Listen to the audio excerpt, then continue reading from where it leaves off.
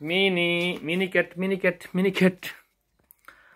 Guys, আজকে আবার এই মিনিকে নিয়ে একটি ভিডিও করছি। দেখুন, ও ফ্রেশ মুডে আছে।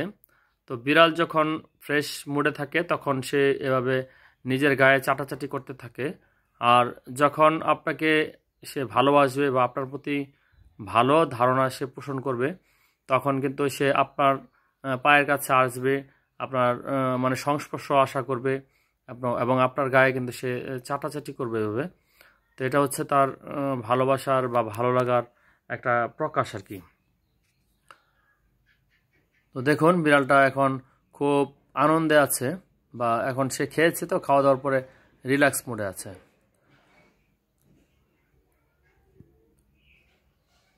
তো এই বিড়ালটা আসলে দেখুন, ও কালকে আমি যখন বাসা থেকে বের হই তখন সে দৌড়ে, মানে আমি যখনই বাসায় আসি আমার মোটর সাইকেলের আওয়াজটা পেলেই সে দৌড়ে যেই জায়গায় থাকুক, ঘুমিয়ে থাকলেও সেখান থেকে উঠে যায়। তো কালকে আমি যখন বের হচ্ছি তখন সে আমার সাথে দৌড়ে বের হবে। বের হওয়ার সময় তখন আমি দরজা লাগিয়ে দিলাম, কারণ মশা টশা আসতে পারে সন্ধ্যার সময়। তখন সে বের হতে গিয়ে তার পাটা তার দরজার ভিতরে লেগে যায়। তখন একটু আহত হয়েছিল। কিন্তু এত খারাপ লাগছে আমার কাছে, মনে হয়েছে যে নিজেকে খুব অপরাধ বোধ করছি। কিন্তু কিছুক্ষণ পর দেখলাম যে সে ওভারকাম করলো, মানে আবার সুস্থ হয়ে গেল। আর এত জোরে একটা চিল্লানি দিছিল, কান্নাকাটি করছিল, যেটা আমার কাছে খুব মানে বেদনাদায়ক মনে হয়েছিল। তো পশু পাখি আপনাকে ভালোবাসবে যদি আপনি তাকে সঠিক আদর যত্ন করতে পারেন। তো দেখুন, ও কিন্তু কামড়গুলো জোরে দিচ্ছে না, হালকা হালকা দিচ্ছে, মানে একটা আদর ভালোবাসায় যে মিশানো একটা কামড় আছে সেটা সে অ্যাপ্লাই করছে। তো এভাবেই খুনসুটি চলে আমাদের। হ্যাঁ, রাত্রের বেলাও দেখবেন যে আমি যখন ঘুমাই তখন সে আমার সাথে ঘুমোতে যায়।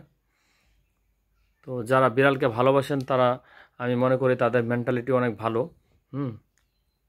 ওরে ওরে ওরে, আস্তে দে আস্তে দে আস্তে দে, তোর প্রশংসা করতেছি, তুই এদিক দিয়ে আমার কামড় দিস। তো এই বিড়াল আপনাদেরকে লক্ষ্য রাখতে হবে যেন ও ইঁদুর টিদুর বা বাহিরের কোনো প্রাণী বা কোনো পশু পাখি এ ধরনের বস্তুদেরকে যেন আক্রমণ না করে, তাহলে সে কিন্তু জীবাণুমুক্ত থাকবে। আর এই বিড়ালটা আপনারা দেখতে পাচ্ছেন যথেষ্ট পরিষ্কার, তার গা থেকে কিন্তু কোনো প্রকার দুর্গন্ধ নেই।